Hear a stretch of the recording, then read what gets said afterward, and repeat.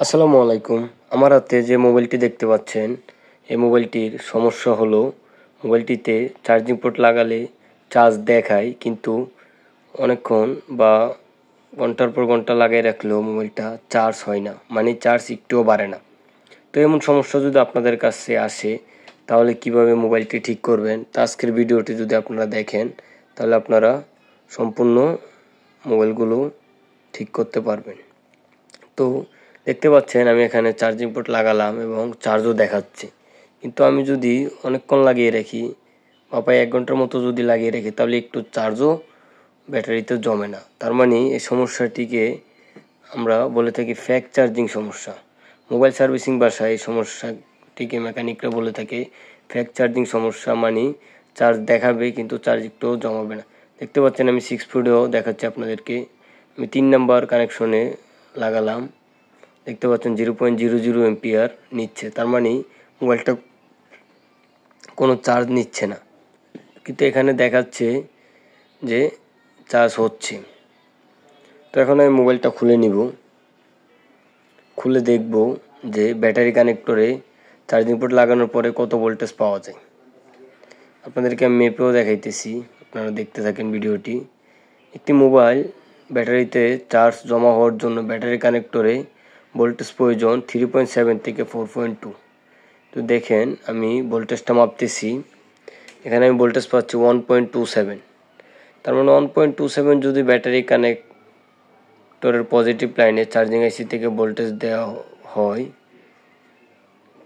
1.46, তার মানে মোবাইলটাতে যে ভোল্টেজ রয়েছে সে ভোল্টেজে যদি ব্যাটারি কানেক্ট করি তাহলে চার্জ দেখাবে কিন্তু চার্জ জমা হবে না।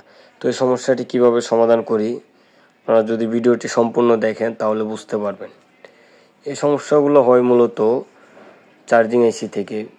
এর আগে যতগুলো আমি এই সমস্যার সমাধান করেছি সবগুলোই চার্জিং আইসির আগে ভোল্টেজ থাকে, কিন্তু চার্জিং আইসির পরে আর ভোল্টেজটা কমে যায়। সেটা হচ্ছে মূলত চার্জিং আইসির সমস্যার কারণে। তো এই মোবাইলটাও দেখবো যে সেম সমস্যা কিনা, নাকি অন্য কোনো জায়গা থেকে বা চার্জিং পোর্ট থেকে সমস্যাটা হয়েছে।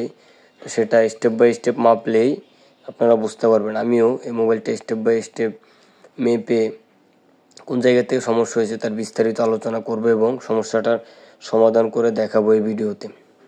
তো আপনারা দেখতে পাচ্ছেন এখন আমরা দেখব চার্জিং পোর্টের পজিটিভ লাইনে ভোল্টেজ কতটুকু রয়েছে, মানে চার্জিং পিনের যে 5টি পিন রয়েছে তার পজিটিভ যে পিনটা রয়েছে সে পজিটিভ পিনে আমরা দেখব 5.2 ভোল্ট রয়েছে কিনা। যদি পজিটিভ পিনে 5.2 ভোল্ট থাকে তাহলে আমরা বুঝবো যে আমাদের চার্জিং পোর্টটা ওকে রয়েছে। চার্জিং পোর্টের পজিটিভ লাইনকে আমরা বলি বি বাস লাইন বা বি চার্জ লাইন। এখন আমি মেপে আপনাদেরকে দেখাবো এখানে কত ভোল্টেজ রয়েছে। আপনারা দেখতে পাচ্ছেন এখানে 5.24 ভোল্টেজ রয়েছে, তার মানে আমাদের চার্জিং পোর্টটা 100% ওকে রয়েছে। যেহেতু আমাদের চার্জিং পোর্টটা 100% ওকে রয়েছে, তো এখন আমরা দেখব আমাদের চার্জিং পোর্টের পরবর্তীতে যে পথ অনুসরণ করে বিচার্জ লাইনটি গিয়েছে আমরা স্টেপ বাই স্টেপ চেক করে দেখব। আপনারা দেখতে পাচ্ছেন বিচার্জ লাইনের সামনে যে একটা ক্লোন লাইন রয়েছে সেটা তো আমরা ভোল্টেজ পাচ্ছি 5.23, তার মানে এই লাইনটাও ঠিক রয়েছে। এবং আমরা আর একটু সামনে আগিয়ে দেখব চার্জিং আইসির পাশে ভোল্টেজটা কত দেখাচ্ছে। আপনারা দেখতে পাচ্ছেন চার্জিং আইসির পাশে ভোল্টেজ দেখাচ্ছে 3.95 এবং R22 যে রেজিস্টারটা রয়েছে সেখানেও ভোল্টেজ দেখাচ্ছে 3.79 এবং ব্যাটারি কানেক্টরের পজিটিভেও এখন বিভেট লাইনেও ভোল্টেজ দেখাচ্ছে 3.75। তো আমরা 100% বুঝতে পারতেছি যে এখানে চার্জিং আইসিটার সমস্যা রয়েছে। যেহেতু চার্জিং আইসির আগে আমরা ভোল্টেজ পাচ্ছি 5.2 এবং চার্জিং আইসির পরে আমরা ভোল্টেজ পাচ্ছি 3.7। তো দেখতে পাচ্ছেন আপনার ব্যাটারি কানেক্টর পজিটিভে, যেটাকে আমরা বিভেট লাইন বলি, সেখানে ভোল্টেজ পাচ্ছি আমরা 3.7 মতো। তার মানে চার্জিং আইসিটার সমস্যা রয়েছে। আমাদের চার্জিং পোর্ট 100% ওকে রয়েছে। তখন আমাদের যা করা উচিত, যদি সবার কাছে বাটম মোবাইলের চার্জিং থাকে না, তো আমরা যে ডায়োডটা রয়েছে জেনার ডায়োড, সেই জেনার ডায়োডটা আমরা লাগিয়ে নিব। যেহেতু বাটা মোবাইল তো সেম চার্জিং এসি পাওয়া অনেকটাই মুশকিল। আর যদি আমরা জেনারেটরটা লাগিয়ে নিই তাহলে 100% হবে। জেনারেটর পজিটিভ, যে পাশে দাগ রয়েছে কালো অংশ রয়েছে সেটা হচ্ছে নেগেটিভ, আর যে পাশে লাল অংশ রয়েছে সেটা হচ্ছে পজিটিভ। আপনারা পজিটিভটা লাল অংশটা লাগাবেন চার্জিং পোর্টের পজিটিভ লাইনে, বিচার্জ লাইনে, এবং জেনারেটরের কালো অংশটা লাগাবেন ব্যাটারি কানেক্টরের পজিটিভ লাইনে। দেখতে পাচ্ছেন আমি দেখিয়ে দিতেছি কোথায় কোথায় লাগাবেন। তো এখন আমি জেনারেটরটার দুই পাশে দুইটা জাম্পার ওয়্যার তার জ্বালাই করে নিব। যদি দুই পাশে আমি দুইটা তার জ্বালাই করে নিই তাহলে ওই দুইটা তার আমি জেনারেটরের পজিটিভ লাইন থেকে একটি তার আমি লাগাবো চার্জিং পোর্টের পজিটিভ লাইনে, এবং জেনারেটরের নেগেটিভ লাইন থেকে একটি লাইন আমি লাগাবো ব্যাটারি কানেক্টরের পজিটিভ লাইনে। দেখতে পাচ্ছেন আমি একটা সোল্ডারিং পেস্ট নিয়ে নিলাম। আপনারা এই সোল্ডারিং পেস্টটা জেনারেটরের দুই পাশে লাগিয়ে নেবেন, তাহলে আপনারা যদি জাম্পার ওয়্যারটা জ্বালাই দেন তাহলে খুব ঠিকভাবে লাগবে। অনেকে জেনারেটরের মধ্যে জ্বালাই ঠিকভাবে দিতে পারেন না এবং অল্পতেই জ্বালাইটা ছুটে যায়। তো এবারে যদি আপনারা দুই পাশে একটু পেস্ট লাগিয়ে নেন সোল্ডারিং পেস্টটা, তাহলে খুব সুন্দরভাবে আপনারা জাম্পার ওয়্যার জ্বালাই করতে পারবেন। তো আপনারা দেখতে পাচ্ছেন আমি যেভাবে লাগিয়ে নিলাম। এখানে একটি জাম্পার ওয়্যার নিলাম। জাম্পার ওয়্যারটাকে জেনারেটরের পজিটিভ লাইন এবং নেগেটিভ লাইনে আমি জ্বালাই করে নিব। খুব সুন্দরভাবে আপনারা জ্বালাই করে নেবেন যেন না ছুটে যায়, কারণ ওইটার মাধ্যমে এখন 5.2 ভোল্টটাকে কনভার্ট করে 4.2 থেকে 4.3 এমন একটা ভোল্টেজে সাপ্লাই করবে। এই জেনারেটরটা একটি চার্জিং আইসির কাজ করবে। বিশেষ করে এই নিয়মটা আপনারা শুধুমাত্র বাটন মোবাইলগুলোতে আপনারা প্রয়োগ করবেন, অ্যান্ড্রয়েডে ভুলেও প্রয়োগ করিয়েন না, তাহলে অ্যান্ড্রয়েড মোবাইল শর্ট হয়ে যাইতে পারে। কারণ অ্যান্ড্রয়েড মোবাইলে বিচার্জ লাইনের পরে একটু ওবিপিআইসি রয়েছে যেটা ওভার ভোল্টেজ প্রোটেকশন করে। তো আপনারা এই জেনারেটরটা একমাত্র বাটন মোবাইলে প্রয়োগ করবেন।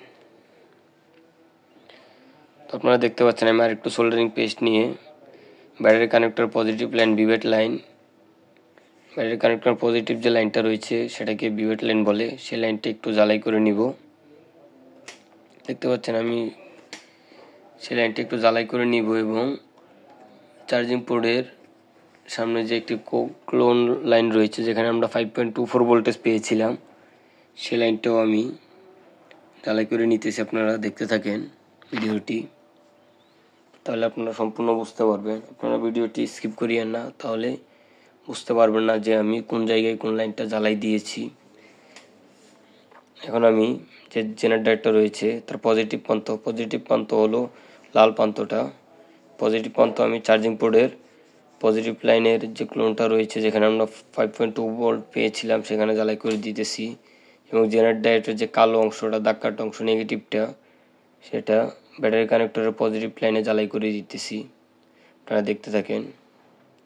এবং এই জেনারেটরটা লাগানো শেষ। এবার আমি মেপে দেখাবো যে আমরা ব্যাটারি কানেক্টরে কত ভোল্টেজ পেলাম। চার্জিং পোর্টের 5.2 ভোল্টটা কনভার্ট হয়ে এখন আমরা ব্যাটারি কানেক্টরের পজিটিভ লাইনে কত ভোল্টেজ পেলাম। মিনিমাম আমাদের 4.2 ভোল্ট পেতে হবে, তাহলে যদি আমরা একটা ব্যাটারি কানেক্ট করি তাহলে সেই ব্যাটারির 100% চার্জ হবে। দেখতে পাচ্ছেন আমরা 4.27 ভোল্ট পেয়েছি, তার মানে আমাদের কাজটা 100% সফল হয়েছে।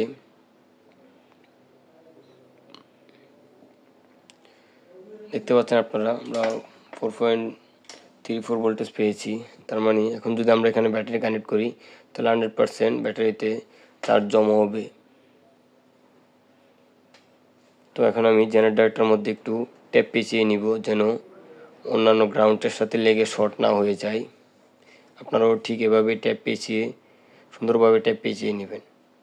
এমনভাবে পেঁচাবেন যেন নেগেটিভ পজিটিভ দুটো লাইনেই ঢাকা থাকে, এবং আপনারা সুন্দরভাবে মোবাইলের যে কোনো এক প্রান্তে এটা জেনারেটরটা ফিটিং করে নেবেন। ফিটিং করে নিয়ে তারপর আপনারা মোবাইলটা ফিটিং করবেন। মোবাইলটা ফিটিং করে এখন আপনারা মোবাইলটা চালু করবেন। মোবাইলটা ফিটিং করার সময় দেখবেন জেনারেটরটা যেন সঠিকভাবে বসে, কারণ ওটা সঠিকভাবে বসিয়ে তারপর আপনারা মোবাইলটা ফিটিং করে নেবেন। কিছু কিছু মোবাইলের একপাশে জায়গা খালি থাকে, আপনারা সেখানে জেনারেটরটা বসিয়ে দিবেন, যে মোবাইলগুলোতে এই সমস্যা নিয়ে আসবে কাস্টমার। তো দেখতে পাচ্ছেন মোবাইলটা ফিটিং করা প্রায় শেষ পর্যায়ে। এখন এই মোবাইলটার মধ্যে ব্যাটারি কানেক্ট করলাম, মোবাইলটা চালু করতেছি, তারপর চার্জিং পোর্টটা কানেক্ট করব, দেখব যে চার্জ জমা হয় কি না।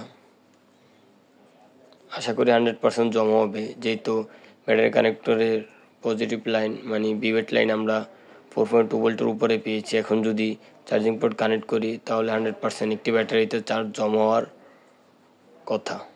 তো আমরা এখন বাস্তবেই দেখব যে চার্জ জমা হয় কিনা। আপনারা দেখতে পাচ্ছেন আমি মোবাইলটা মাত্র চালু করলাম, আপনার ঘড়ির টাইমের দিকে লক্ষ্য করেন, বরাবর 12টা বাজতেছে। তো আমি 8-10 মিনিট চার্জ দেওয়ার পরে খুলবো, দেখবো যে আমাদের কতটুকু চার্জ জমেছে। আপনারা দেখছিলেন যে চার্জ একদম লাল দাগ হয়ে রয়েছিল, তো দেখতে পাচ্ছেন চার্জ হচ্ছে দেখাচ্ছে। 6 দিয়েও আপনাদেরকে দেখাচ্ছি, দেখতে পাচ্ছেন 6 এখন দেখাচ্ছে যে চার্জ নিচ্ছে, মানে 0.7 নিচ্ছে। একটি বাটা মোবাইল চার্জ হওয়ার জন্য সর্বনিম্ন 0.6 নিলেও মোবাইলটা চার্জ হয়, মানে চার্জ জমে ব্যাটারিতে। এটা যেহেতু 0% নিচ্ছে, তার মানে 100% চার্জ জমবে। আপনারা দেখতে পাচ্ছেন 1 মিনিট হয়ে গিয়েছে, আমি কম হইলেও 8 থেকে 10 মিনিট দেখব, তারপর দেখব মোবাইলটাতে চার্জ জমে কিনা। আশা করি 100% জমবে। দেখতে পাচ্ছেন আমি চার্জে লাগিয়ে রাখলাম, ভিডিওটি একটু টেনে দিব, ভিডিওর স্পিড একটু বাড়িয়ে দিব।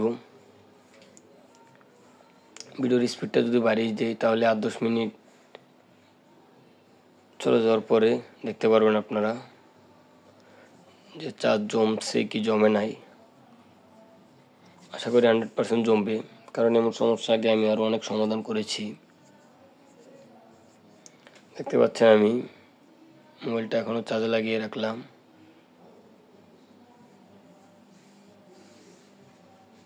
দেখতে থাকেন আপনারা ভিডিওটা আমি একটু টেনে দিয়েছি প্রায় 12 মিনিট পরে। এখন আমি চার্জিং পোর্টটা খুলবো, দেখতে পাচ্ছেন আমি চার্জিং পোর্টটা মাত্র খুললাম এবং 2 দাগ চার্জ জমা হয়েছে। তো আপনাদের কাছেও যদি এমন সমস্যা নিয়ে আসে যে ঘন্টার পর ঘন্টা চার্জে লাগিয়ে রাখলেও চার্জ জমায় না, তখন আপনারা আমি আজকে যেভাবে ভিডিওতে দেখালাম এভাবে স্টেপ বাই স্টেপ যদি আপনারা কাজ করেন তাহলে 100% এই সমস্যার মোবাইল আসতে আপনাদের কাছে আপনারা ঠিক করতে পারবেন। আর আমার চ্যানেলের ভিডিওগুলো যদি আপনাদের ভালো লাগে তাহলে আমার চ্যানেলের ভিডিওগুলো আপনারা দেখবেন সব সময়, এবং আমার চ্যানেলের ভিডিওগুলো আপনারা লাইক দিবেন, আমার চ্যানেলটা সাবস্ক্রাইব করবেন। ধন্যবাদ।